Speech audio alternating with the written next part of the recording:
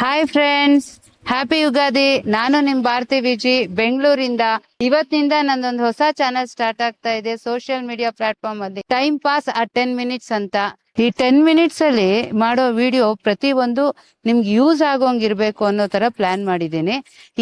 ಈ ಒಂದೊಂದು ವಿಡಿಯೋ ಅಲ್ಲಿ ಪ್ರತಿ ಸಾರಿ ನಿಮ್ಗೆ ಒಂದೊಂದು ಹೊಸ ಇನ್ಫಾರ್ಮೇಶನ್ ಸಿಗ್ತಾ ಹೋಗುತ್ತೆ.